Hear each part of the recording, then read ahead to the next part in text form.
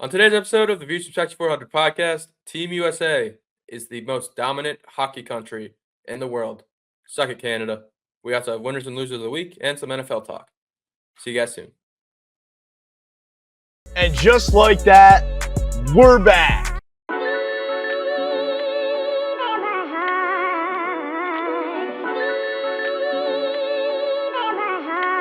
A16, turn me up.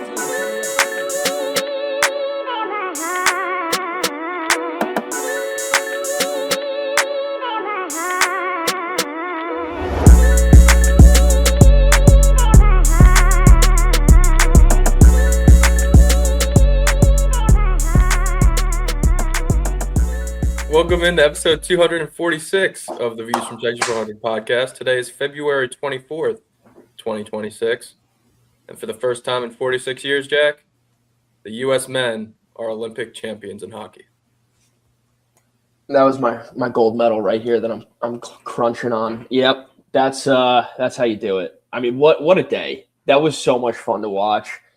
Men's hockey, women's hockey a few days beforehand, both taking home the golds. Just, we're a hockey country. I mean, we're a football country, we're a baseball country, we're a hockey country. I mean, we dominate, don't we? Just do it all. They got the World Baseball Classic coming up. I'm sure they'll win that. Take that from Japan, who thinks they're the best at baseball. I love that you brought that up. Is Canada one sport is hockey? That's their pride and joy, and the U.S. they just took it from them.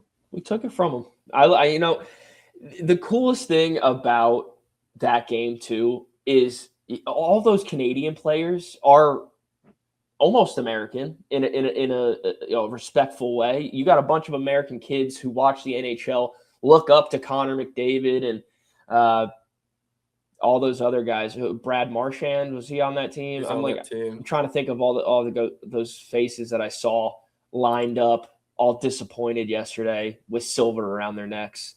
Yeah, I mean, you have Nathan McKinnon, who is still in shock. I mean, he had that quote, "You be the judge on the better team."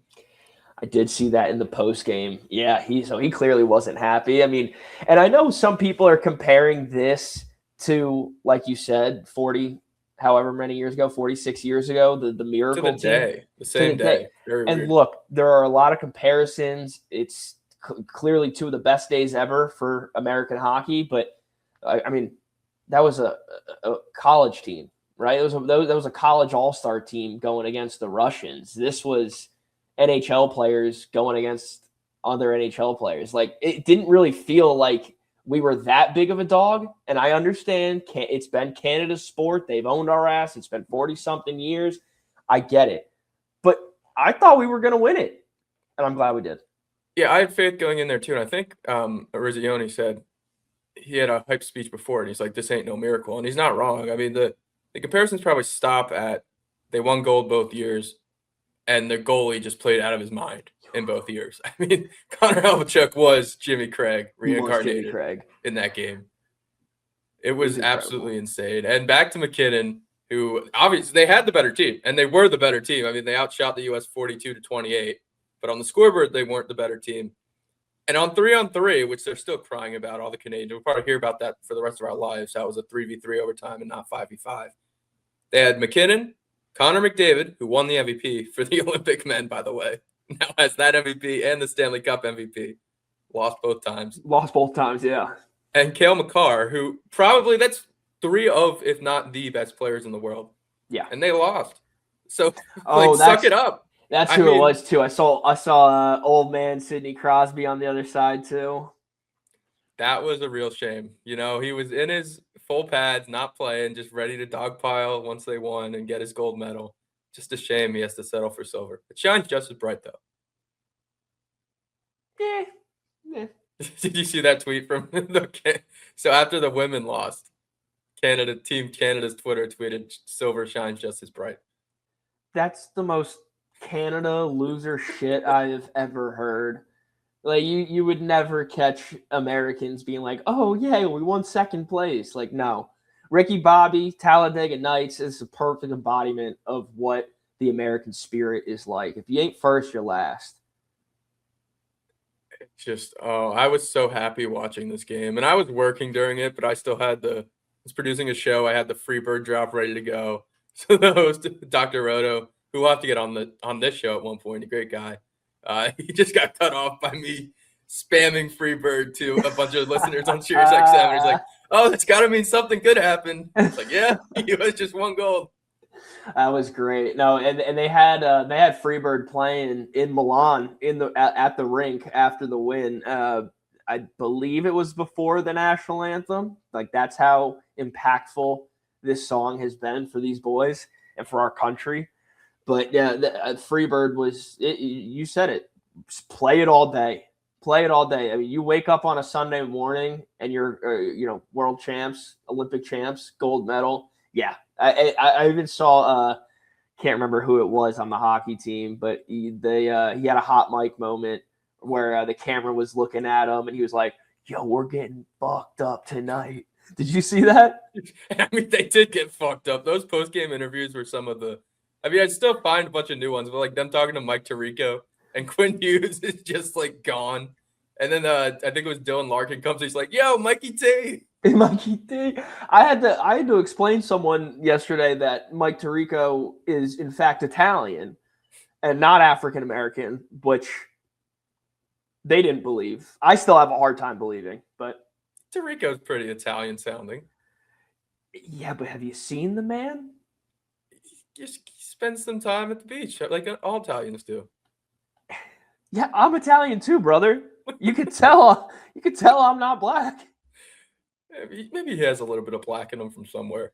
Maybe. But no. All in all, that was just an incredible experience. And bringing up Tirico, the color commentator, you're gonna have to remind me his name, but he was on the Olympic team in years prior, and you could just hear in his voice after they made that overtime game-winning goal. Shout out Husey. He was like about to cry as he's like, "I can't believe these guys just did this. Like, this is so incredible." And I mean, it is. It really is just incredible that they were able to get that done. Yeah, I gotta look it up because his name's, but Kevin Harlan too. Like, they did such a good job, and NBC always does such a good job with that. And Mike Tirico had a great Eddie Okzik and Brian Boucher. Brian Boucher did the glass, and he used to play. I think he was the Devils goalie. I could be very wrong. But yeah, it was so well done. And Tirico at the end, like about how sports brings together. And there's going to be a bunch of young kids now that see that hockey team. And I mean, that probably puts the fear of God in Canada. Like, now the U.S. has a gold. All these kids that are like, "Oh, maybe I want to play basketball. Maybe I want to play hockey." They're going to play hockey now. And the U.S. isn't done being good at hockey. No, definitely not being done. Definitely not done at being good at hockey. That's for sure. That message that Tirico gave about, this is going to inspire a whole bunch of kids to play hockey, just like the Miracle team did. That gave me chills. When I was listening to that. It was that was a special moment yesterday morning. Yeah, he's so good. Someone needs to make, and I should have done it for our Views Twitter account, of the Tony Stark "You Can Rest Now." Do it with Mike Tirico, because he's been on like the last month. He has been working. Man's carrying sports. He's carrying the sports broadcasting industry. And Nance is retiring soon. Like, imagine if in the future we get him on the Masters call. Super Bowl, Olympics, Masters. I'd rather him than give it to somebody else that's, the Joe Bucks or Troy Aikmans or Chris Collinsworths of the world. Yeah, I could do without him. You and Joe Buck.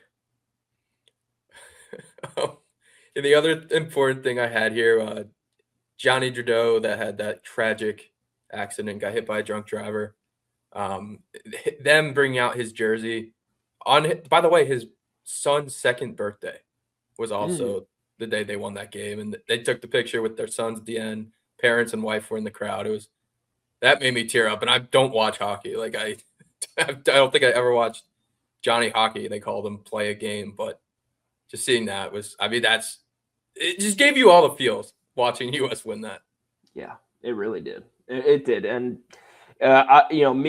Miracle is one of my favorite sports movies of all time. Even one of my favorite movies of all time, period. That and Remember the Titans are up there as my two sport movie goats. They got to make a movie about this team, and I know it won't be the same. I pretty much opened it up with that this is not as big of a miracle as the Miracle team, but this was just an incredible experience that I want to see another Miracle-esque movie made. I mean, it was just incredible. At the very least, we'll get a documentary, because if they did one for the U.S. basketball team, they have to do one for this team. Yeah, and like in today's day and age, they've had since day one of those guys coming together and practicing, the first coach moments, everything's being recorded. They've got to have some good footage to throw out there and compile up to, like you said, a documentary, maybe a movie, something like that. I mean, I forget who said it, but the Kachucks, who, by the way, like, they remind me so much of the Bash Brothers from Mighty Ducks. Like, I feel like that's literally the Kachucks. And then you have the Hugheses, who also, like, there's so many fun people to root for from that team. But they had their door open the whole Olympics in the Olympic Village, they said. So they were just, like, partying in the Kachucks room for the entire Olympics. So there's got to be videos of that you can just make a documentary out of. Yeah, unless they were smart and were like, yeah, we're leaving the cameras at the door, folks. Also with Kachuk, like, so I know Pat Riley hates Michael Jordan. Isaiah Thomas hates Michael Jordan just because they could never beat him. Connor McDavid has to have like a voodoo doll, just torture chamber set up for the Matthew Kachuk. He just can't beat this dude. Yeah, whether it's in the NHL against the Panthers or in the Olympics against the United States, Connor McDavid is not having a lot of success against Mr. Matthew Kachuk.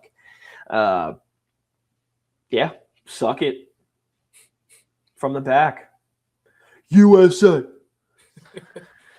The best part about this too is like Canada's going to be fuming forever for the next 4 years, and maybe they'll do another 4 nations in 2 years. But like, we just get to move on and watch March Madness in a couple months.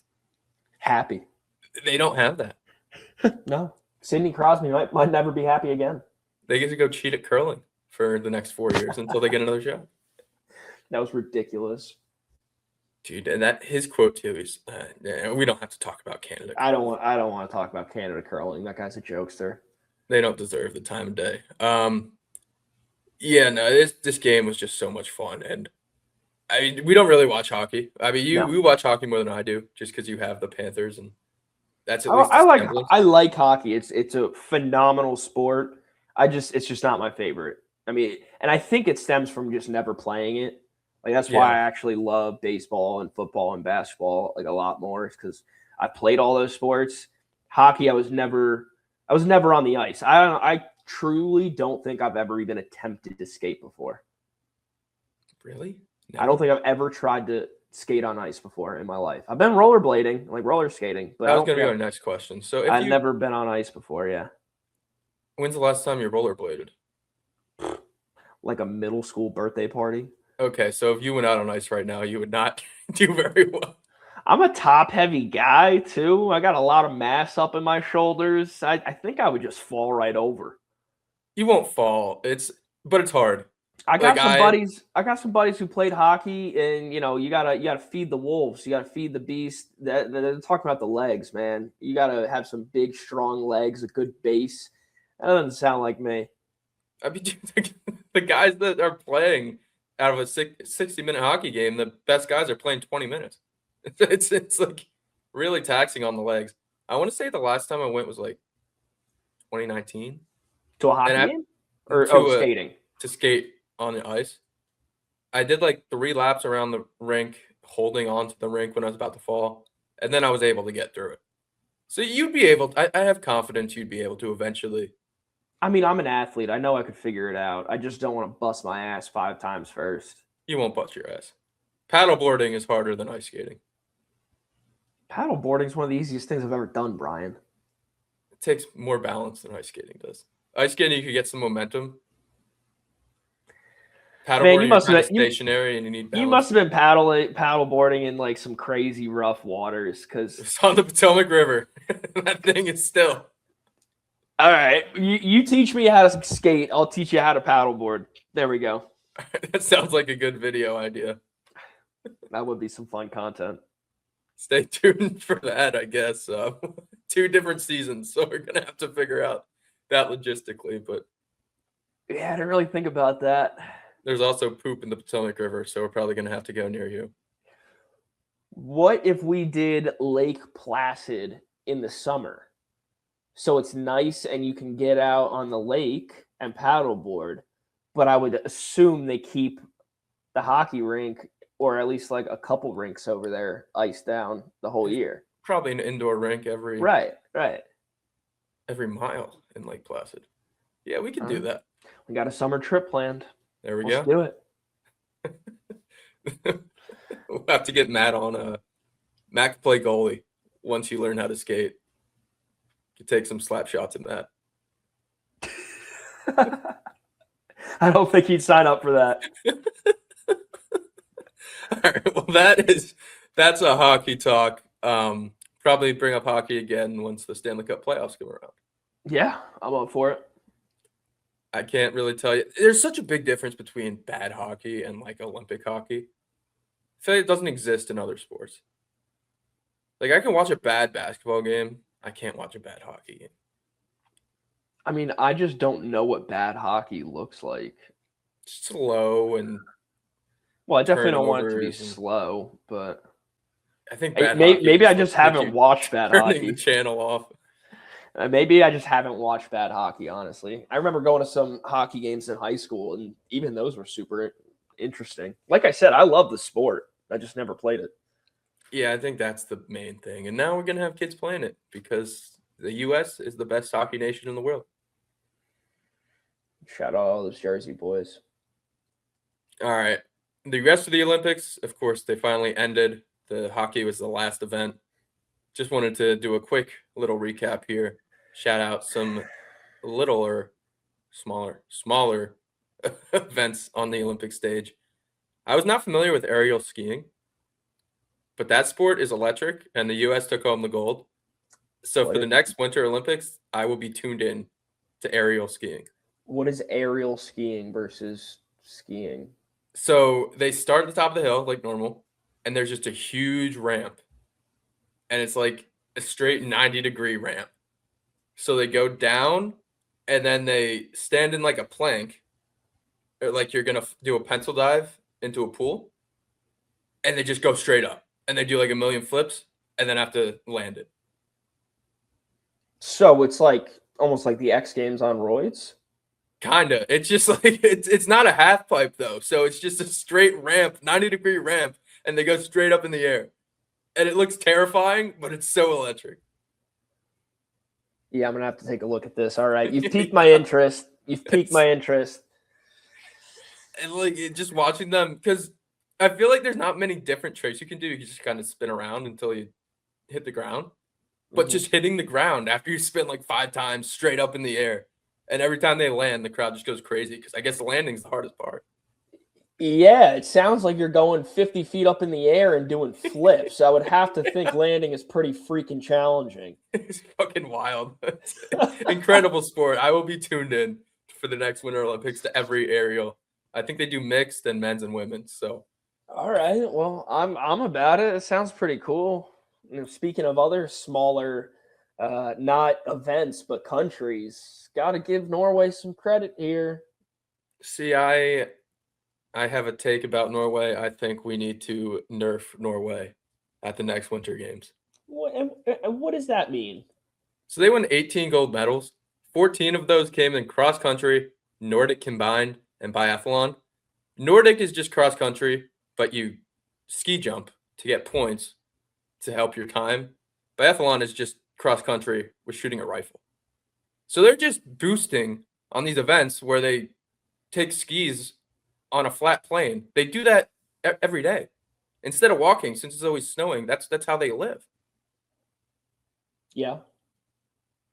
That shouldn't be allowed. Or they should get like half a gold. Give the athlete a gold, but like on the medal count, give them half a gold. That's ridiculous. I think what you're really upset about is the event itself, not the fact that Norway won it. Yeah, I think I am more mad about the event itself. Like, why are we doing all these just cross-country skiing when you have other athletes spinning a million times in the air or playing hockey? How curling is more entertaining than watching people cross-country ski.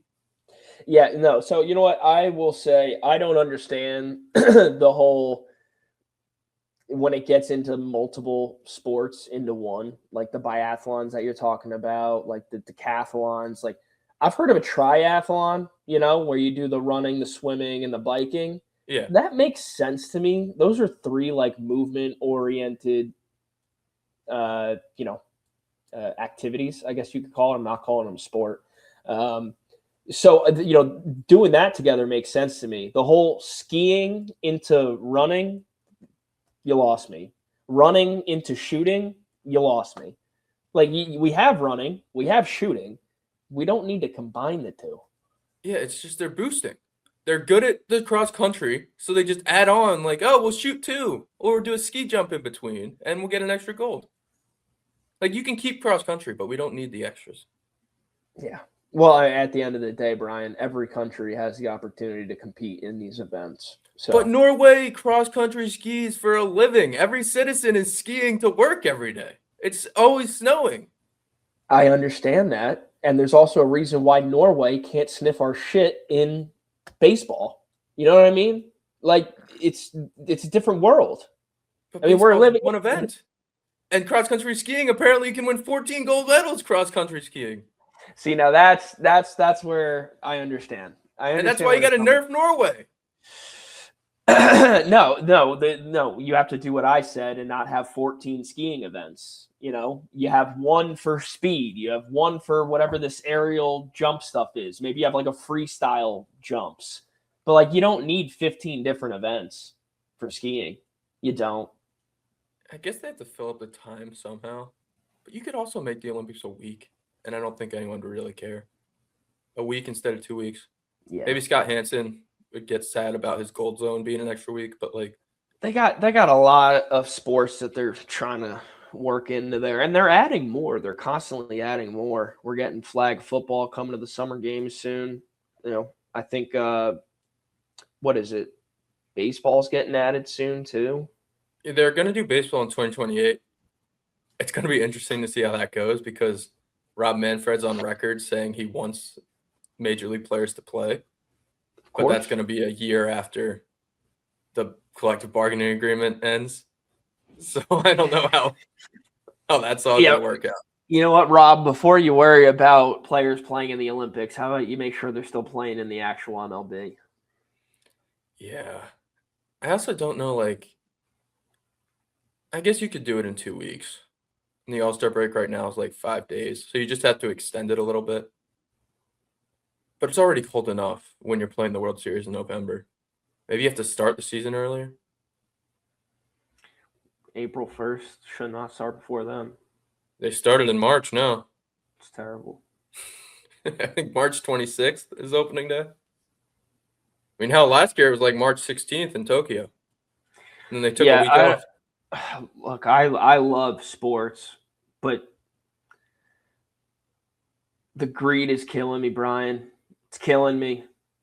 That the World Series should be played in October. It mostly is. If it goes to 7, it's November 1st. I was kind of exaggerating there, but the end of October is basically November in terms of weather. Early October, you still get. Don't do that. Don't do that. Why? Don't do that.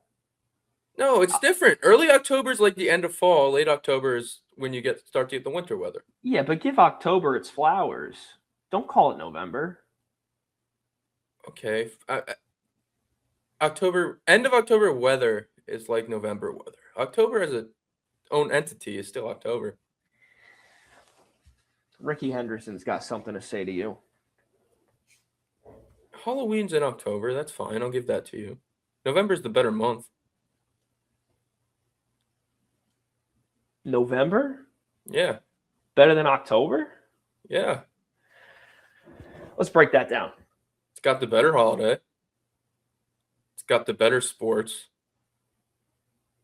You get college basketball finally starting in November. The NFL season's better in November. You get the meat of college football season in November. And after Thanksgiving, you get early Christmas season at the end of November. See, there you go again, mixing December into November, and you're mixing these months Christmas around. season, you get a week in November. I mean, depending where No, Thanksgiving falls. Yeah, no, the no. day after Thanksgiving is Christmas season. That's when the Christmas tree goes up. The Christmas tree goes up the day after Thanksgiving, and it comes down the day after New Year's. Brian, I think you live in a separate world than the rest of society. I think I live in the correct world. Most people in this world say that a month starts on the 1st and ends on the 30th or the 31st. Grace periods are always a thing. Big Brian likes a buffer. You get a buffer. There's a buffer in every part of the world. Hey, I want a buffer. Give me a buffer. Favorite athletes, Jordan Stolz and Megan Keller were my two. Stolz was the best speed skater we've seen for the Americans since Apollo Ono. Thought that was pretty cool. He did choke at the end, but I think the guy that beat him put up an Olympic record, so can't really blame him. And Megan Kelly. Jack Hughes had a great goal, of course, to win it. Her goal, that was insane. Yeah, that was an incredible goal. She absolutely broke those ankles. And you're on skates, man. You would think it's pretty easy to do on skates, but these guys, they're pro hockey players, man. Now, calling them guys, they're women, but still, they're phenomenal athletes. They get the job done. That was a crazy move. And I think I even saw someone trying to pull that off in the men's game. Didn't someone in the U.S. in overtime try to pull that off and it got denied? Oh, it might have been Hughes. Yeah, I'm Right like away. remembering. I'm just thinking about like remembering this as I'm talking about it. So I'm not necessarily. Or was it prepared to- Kachuk at the end of the third period, maybe? It was in overtime. It was definitely Okay. in overtime. Maybe it was McDavid for Canada. It was right before the end. It was right I think it before was the end. McDavid. Somebody tried that. I don't know what to call it. I'll call it a crossover because I know basketball terms. But someone tried to pull that crossover and did not work to the same effect that it did to get the women their gold. But yeah, no, she played incredible. That was an incredible final goal, walk off. I'm going to give it to Hughesy though, and not only for that goal, to win gold, but that post game speech, or not necessarily speech, but the interview where he's just talking about how proud he is to be an American and what this means to United States hockey and the brotherhood that those guys have, and that was inspiring stuff. So yeah, I'm gonna give it to Jack Hughes. Yeah, the Hughes brothers really just killed it after that game. Him with that speech, and then Quinn Hughes, he got drunk enough with Tirico to the point where he was thanking all the troops like five times. And he should be thanking the troops, but that kind of drunk when you start thanking the troops. But the Hughes brothers were so good. The Kachucks were like the big headline coming in, but I feel like the Hughes brothers kind of took over. Everybody loves the young gun. Yeah, and oh my God, I wish they could have fought because they were ready to throw hands that whole Canada game. Tom Wilson was being his Tom Wilson prick, and you could tell Brady was just boiling, wanting to throw a punch so bad. Yeah, Tom Wilson. That's another one on the other side I forgot about, but I went to a hockey game Friday night. The Charleston Stingrays hosted whatever the Atlanta team was, and there were so many fights. It was incredible. I mean, this is minor league hockey, but this is like these are the guys who play hockey for the love of the game, right? Like you're not in college anymore. You got the Olympics going on. You're not playing over there. You're not in the NHL. You're playing some men's minor league hockey just for the love of the game and throwing hands, crashing into boards, people getting their faces bounced off of the ice. Like it's a little brutal at some points, but gosh, it's just a great sport. It's a great sport. Yeah, I feel like, and this could be completely wrong, but just from my kind of perspective on it, obviously in the majors, you play in the minors to get to the major leagues in baseball. Yeah. In basketball, it's kind of different where if you're in the G League, you're probably not good enough, or you just went there out of school and you're not going to get called up. Hockey, I feel like it's kind of a mix of the two, where you're either just there for the love of the game and you're going to be stuck in the minors, or maybe you're super young and they just want to put you down there and then bring you up. Or there's one way to make a name for yourself, and that's just become a goon and get enough fights where he can protect him. And then the big league club, like, all right, yeah, we can use you. You can take our penalty minutes, go to the box. And if we need an enforcer, we'll call you.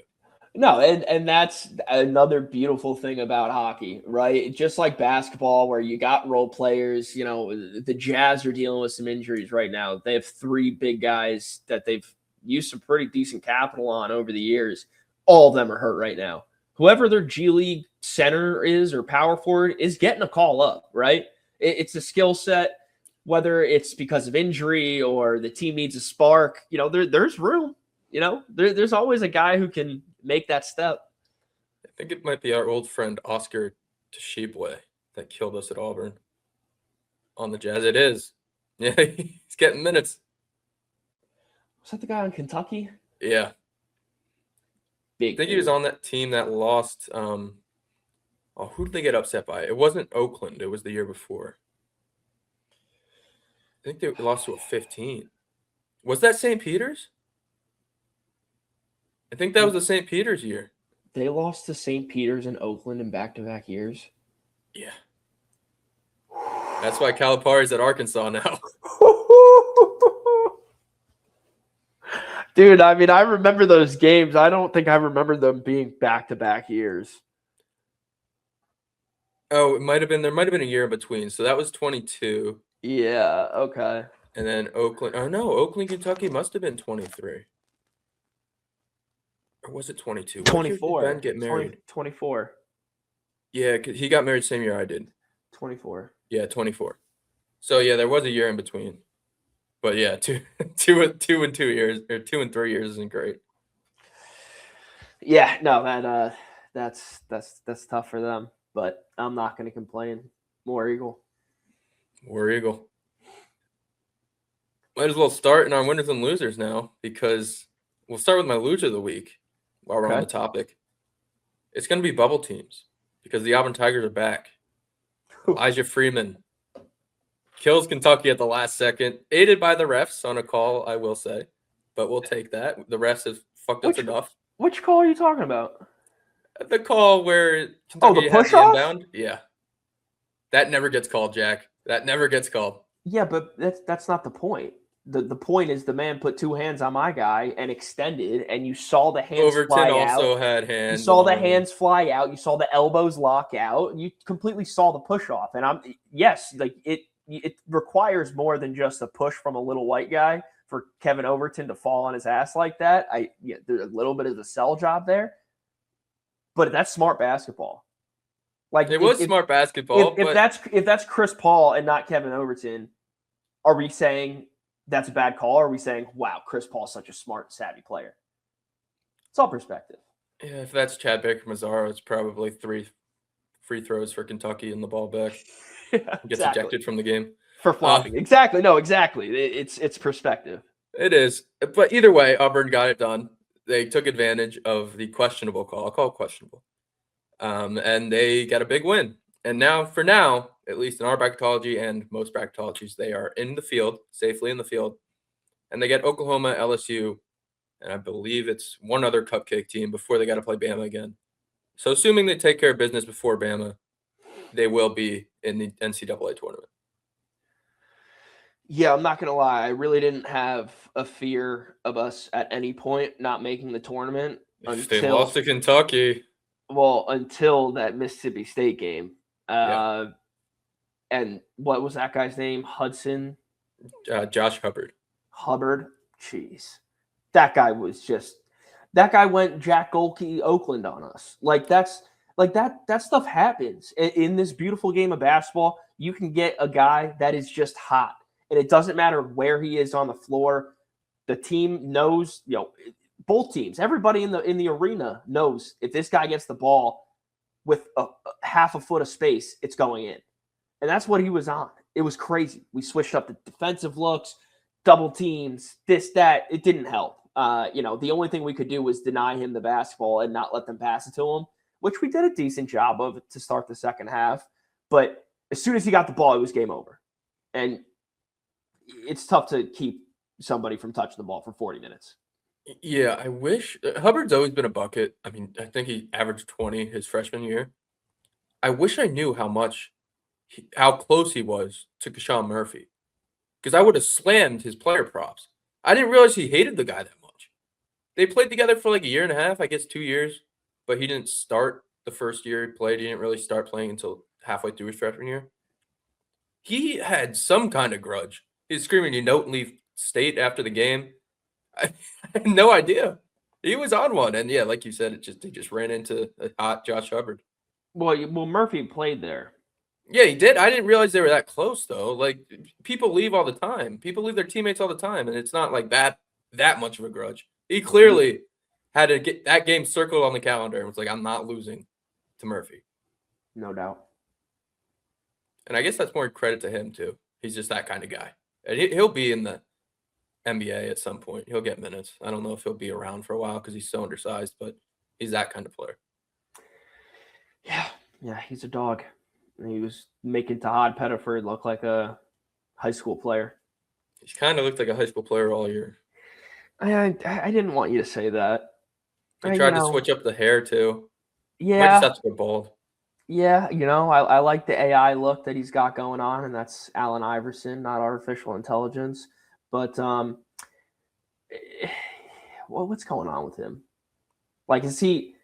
What is it? Is he? Does he already think he's like in the NBA and like this is beneath him? Is it this team isn't as good as the last team, so he doesn't care as much or try as hard, or he's not locked in as much? Like, what's the deal here? Is it Bruce versus Steven? Where's Tahad Pettiford of old?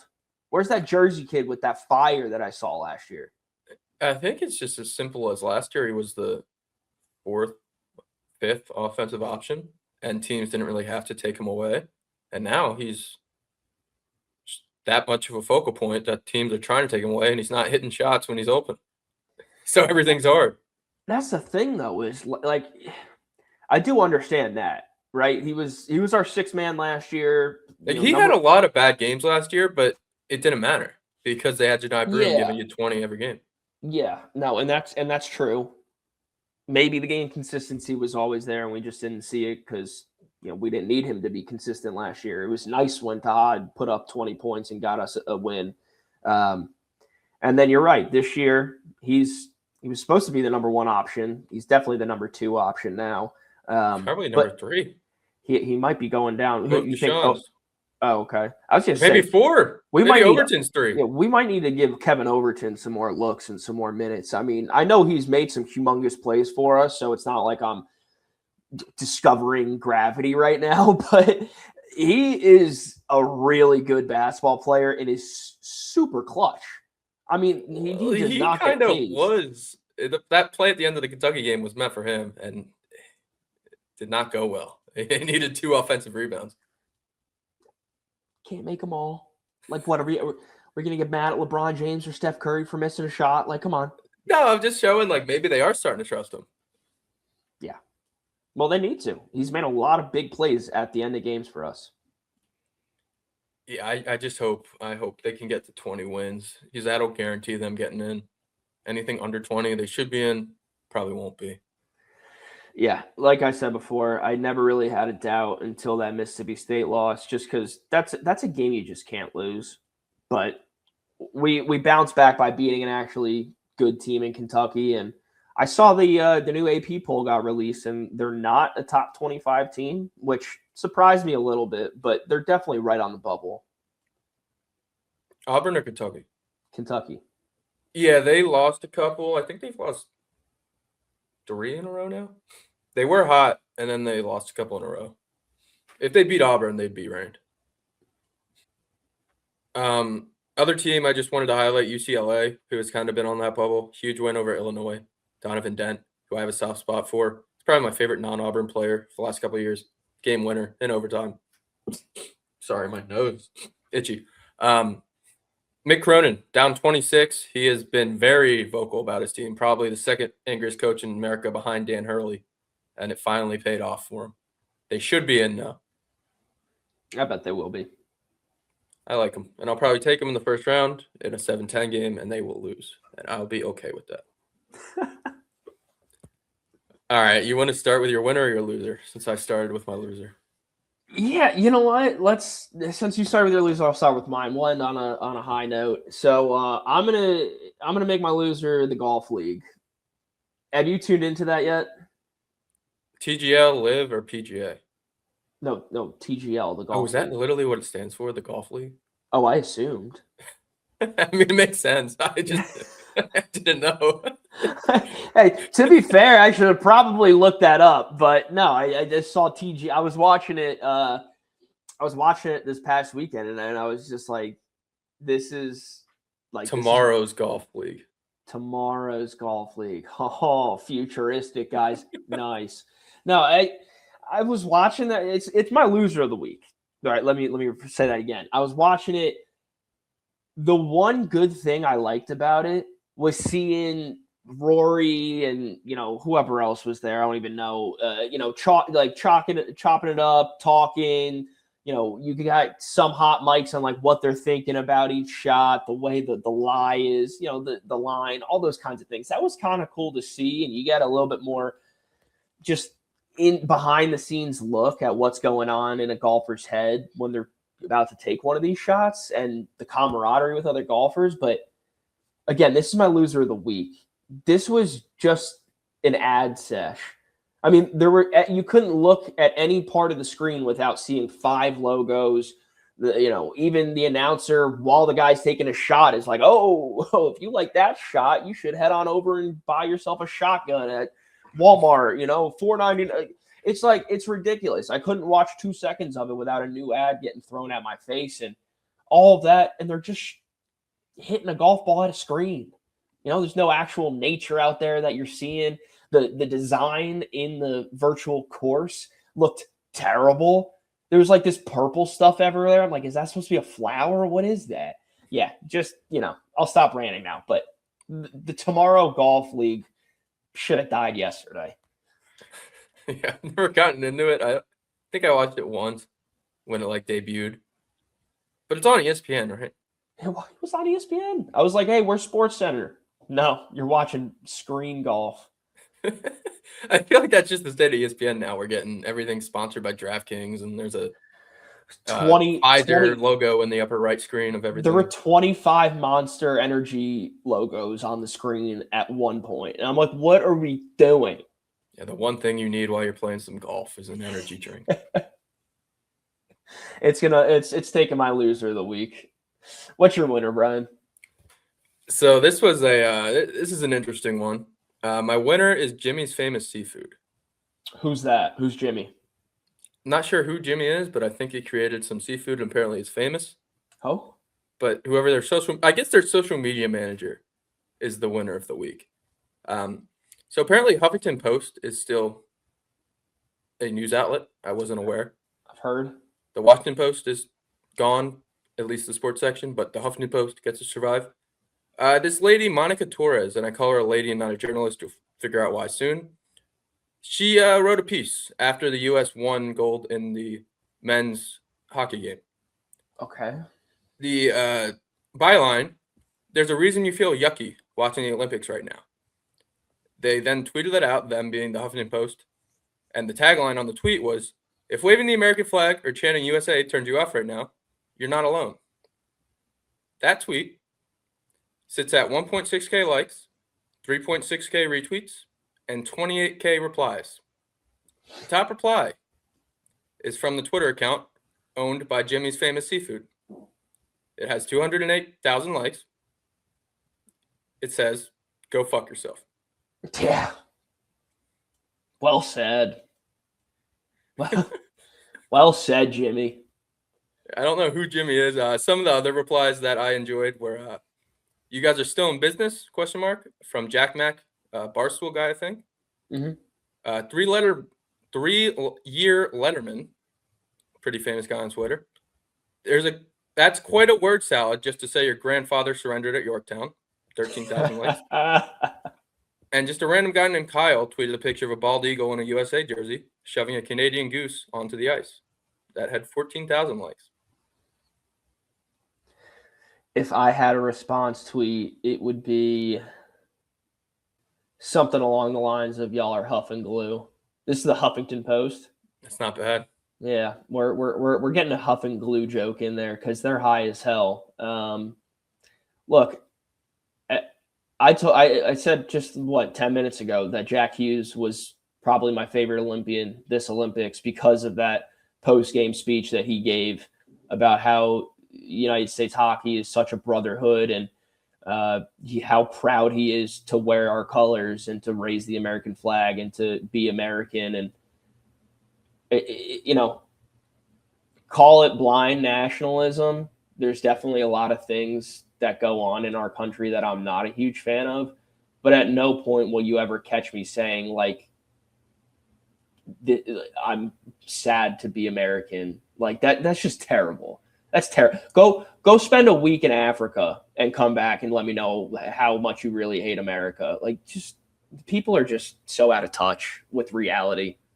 It just amazes me you can watch Jack Hughes lose 2 teeth, hit a game winner, smile with the American flag draped over him. All of his teammates bring out the jersey and the kids of their dead friend that would have been their teammate, all crying, talking about how much they enjoyed playing in this Olympics and winning a medal for their country, and then writing something that says you feel yucky.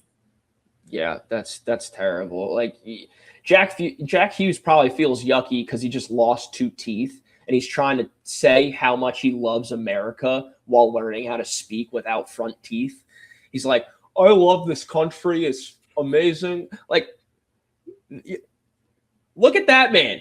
Look at him and what he just went through. And, he's a hockey player. They get paid money. But this is him. These guys are all putting their lives out on the line for this. Their lives, their body, their blood, their sweat, their tears, their lives out on the line for this. Like, to downplay that, to make this about politics or whatever else the Huffington Post is huffing on about, go huff yourself.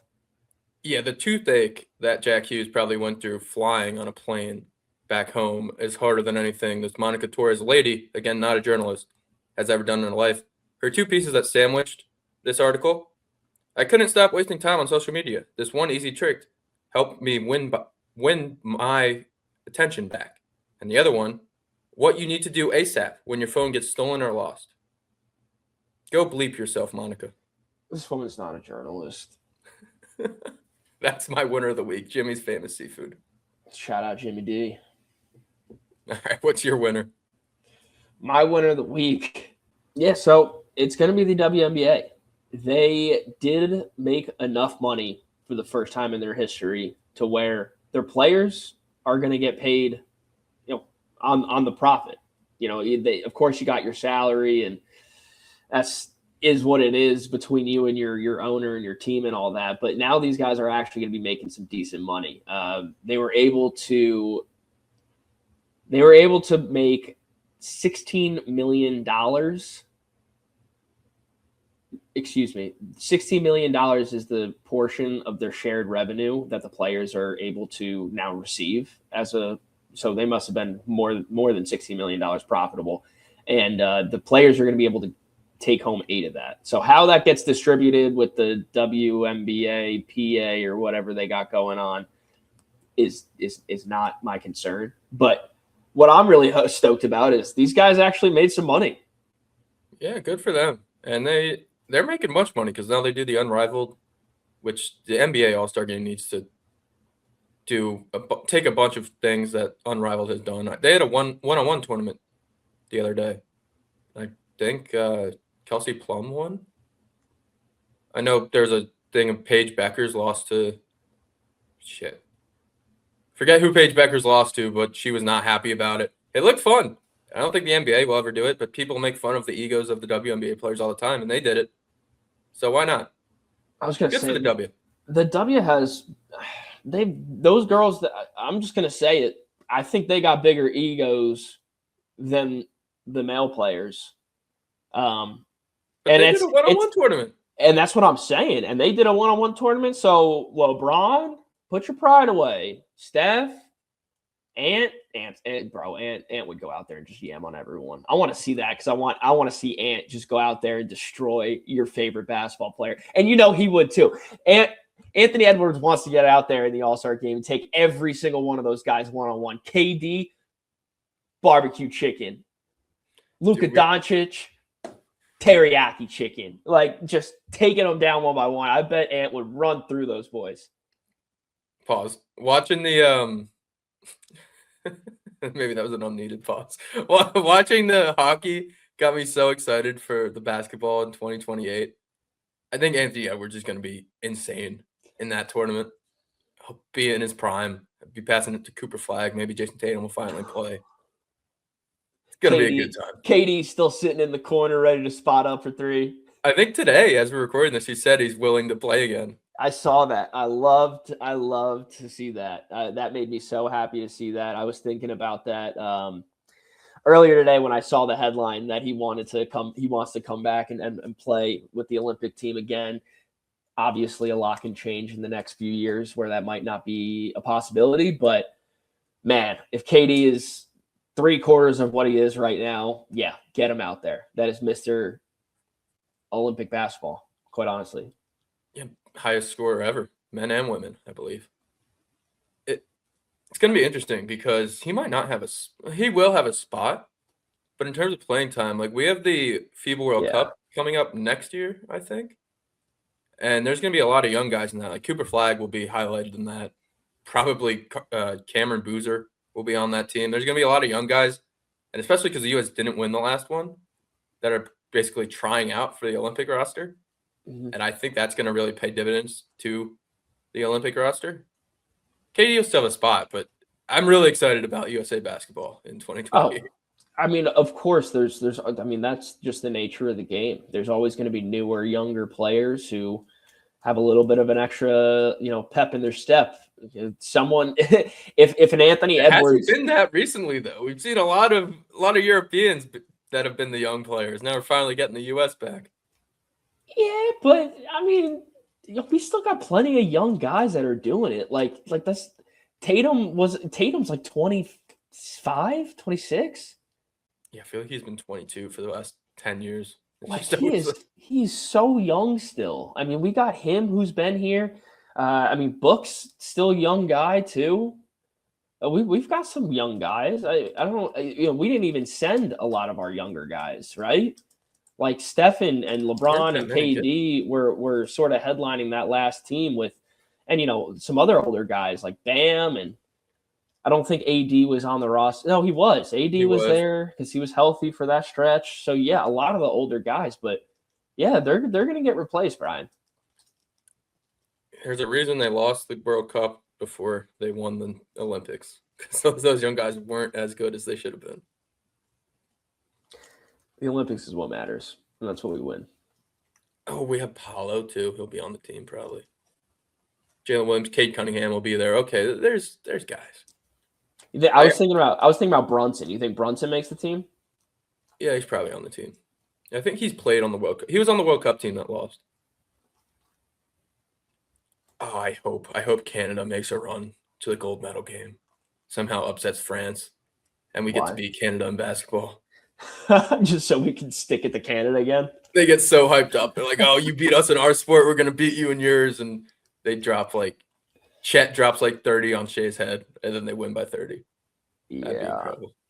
Yeah, they that's funny you bring that up. I forgot how bitter that matchup was last time with Shea and Dylan Brooks and everyone.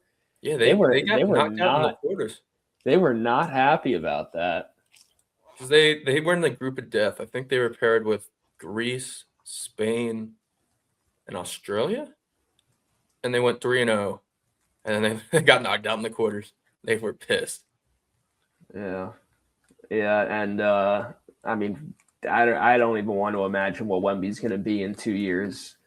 France is going to be a problem. Yeah, I don't know. I mean, is there a player in the world that can stop Wemby? I don't think there's an answer. I don't think anybody really can. Maybe Cam Boozer in 3 years. Cooper Flag. That's probably our best shot. Cam Boozer against Victor Wembanyama? I'll put Ant on him. Oh my gosh, Brian. I mean, yeah, it's just going to be having to outscore France.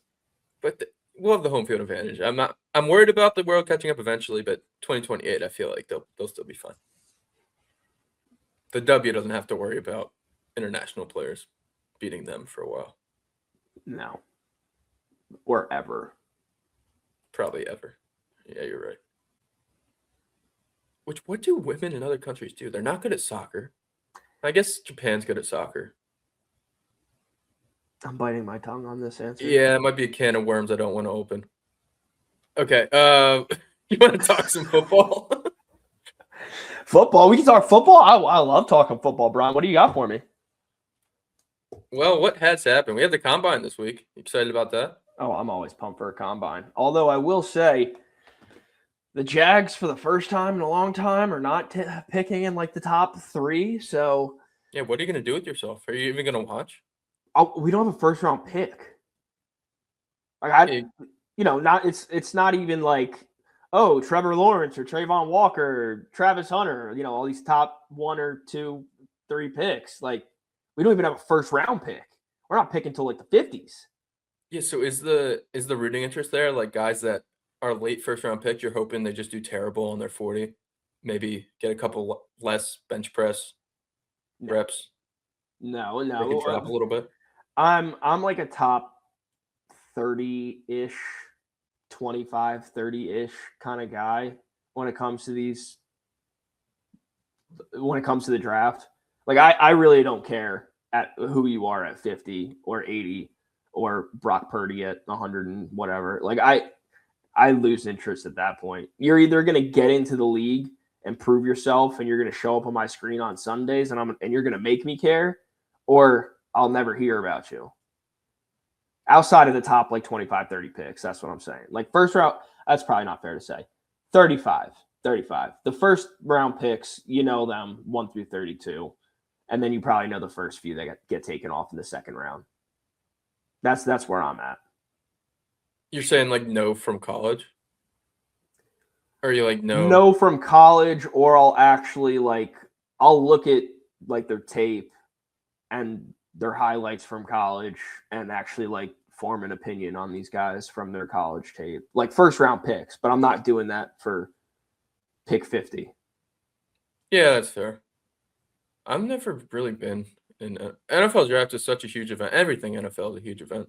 And I like the draft, but like, I don't know. Maybe it's because I watch so much college football that I just like, they'll be good. Maybe they'll be bad. And it's probably because the Giants drafts have been so bad. I just don't expect much from these guys right away. Yeah, I mean, look, with me being a big Jags fan, I'm always looking at, what we need to fill, playing GM in my own head. So, I'm definitely looking at this draft going, geez, if Caleb Downs can fall to pick 55, that'd be pretty sick. It's not going to happen. I'm hoping he falls to pick 5. No, right, exactly. It's just all these different things where unless you have like a top premium pick, what's the point of me doing research on the top 20 guys when the Jags don't have a legitimate shot at them? Yeah, I guess that. Do you think they go running back? Are they going to let Etienne go and then bring in another running back? Sorry, I just that left such a bad taste in my mouth. That question. No, I don't. Does Trevor come back? Do they tag him? Does Travis come back? Travis, oh yeah, Trevor's the brother. Yeah, he's in Carolina. Fumbled in the playoffs, right? Did he get touches? I think he fumbled a punt. Oh, punt. It's like, dude, they were working with Rico and Chuba. I don't think he got a single touch, but that would make sense. I don't know what they're going to do with Travis Etienne. He is a big name free agent for us. We've also got Devin Lloyd on the other side, who was potentially the best linebacker in football this year. Somehow didn't win All-Pro honors, but that's besides me. So yeah, we got some big decisions, and I don't fake award. Jackson Dart didn't win Rookie of the Year. Nothing is valid. Honestly, after they had Kelly Clarkson announce the awards last year, the NFL honors last year, I should have known it was all cooked. Well, she was the voice of Sunday Night Football for a while, right? No. Did it go right to Underwood after Faith Hill? Was it Faith Hill? I don't know. Maybe she was. Not memorable. Carry is Sunday Night Football. I don't want to hear it. Maybe I'm just getting the two mixed up. They're both American Idol, right? They are. Yeah, I think I'm just getting the two mixed up. Kelly Clarkson came on to the NFL Honors in like a bedazzled Cowboys fit. And I said, what the hell are we doing here? And then she even made a joke within like the first like minute or two, like in her opening monologue, that she barely watches football and doesn't know much about it and just likes the Cowboys, like, you know, a typical non-fan. And I should have known then that the NFL Honors was cooked and that these awards are trash. Liam Cohen They're all not winning trash. Coach of the Year. What, they give it to Vrabel? That's fine. You really going to get mad about that? I mean, that's also top 5 wins all time in Jags history, Liam Cohen. Yeah. He deserved it. He'll get one. You should. I might throw my Jags Super Bowl feature in now. Let's do it. You ready? Yeah. 100 on black, baby. Yeah, I guess I'll watch some of the combine. I got to see who the Giants will take. I hope they don't take a wide receiver, but that seems to be the trajectory it's going. Yeah, Defense is tough. honestly, I probably won't watch too much of the combine. Like when it comes to the combine, I'm more of a highlights guy, right? There's always going to be a 40 that sticks out, a vertical jump that sticks out, maybe some crazy hands or speed or something, a bench press that sticks out, Aaron Donald. So yeah, there will be some highlights that I catch from the combine, but I really won't care too much about it. I won't really look into it too much until the draft actually comes around. Yeah, and that'll be March 3rd? The draft? Yeah. No, not March 3rd. March 30th? What just happened?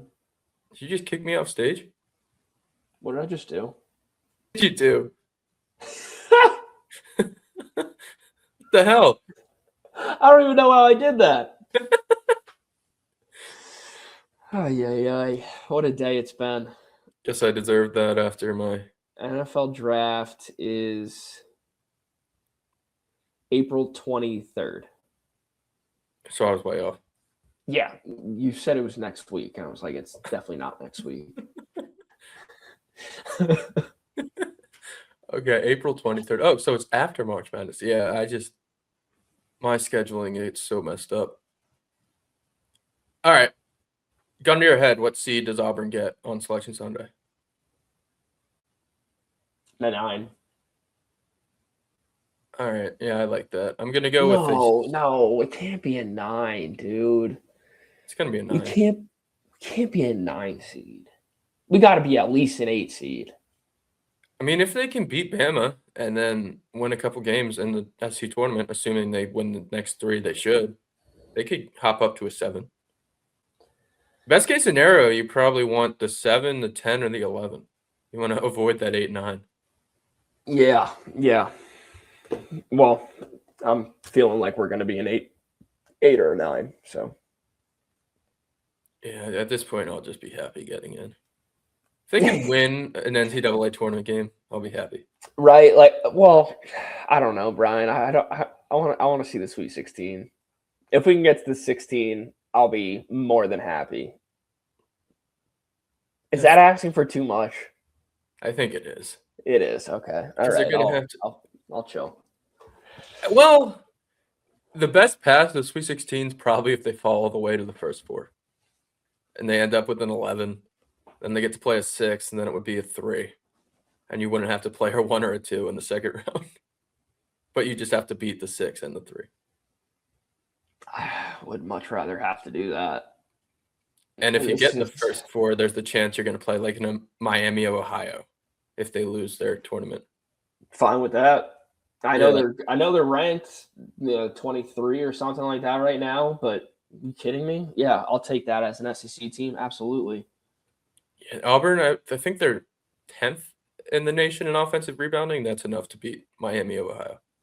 Yeah, 2 categories that I haven't seen Auburn really succeed or excel at, or be leaders at our offensive rebounding and free throws. We've been taking a lot of free throws, and we've been making a lot of free throws, thankfully. There's nothing that pisses me off more in basketball. I don't think there's anything that pisses me off more than watching my team play a basketball game and watch them miss free throws. I mean, call me like just the standard coach, but like they're free throws. You got to make them. Like at the end of the game, when we end up losing by 3, 4, 5 points and we have like 10 missed free throws, it's so easy to look at that and just be like, yep, that's it. That was the difference. Yeah, I think that's 3 on my list. Live ball turnovers being 2, and not having the possession arrow at the end of the game being 1. I mean, the possession arrow just... That's more of a niche thing, but it does come into play a lot. But the live ball turnovers piss me off the most.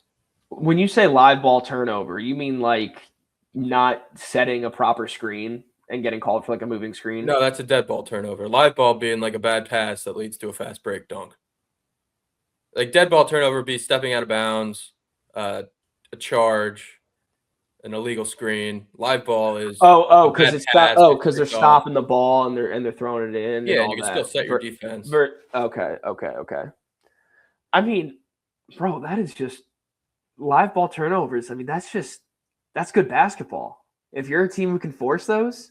In the NBA, maybe. In college, a lot of the time, it's a bad pass. That's a lazy pass. That just lazy pass. Yeah. Oh well, when my team's doing it, it infuriates me. Sure. Yeah. I hate that more than missing. Okay. A free throw. Okay. You can control that. A free throw you can control, but there's still some error, a lot of human error to it. You can control a lazy pass. Yeah. Well, there's nothing worse than mental mistakes.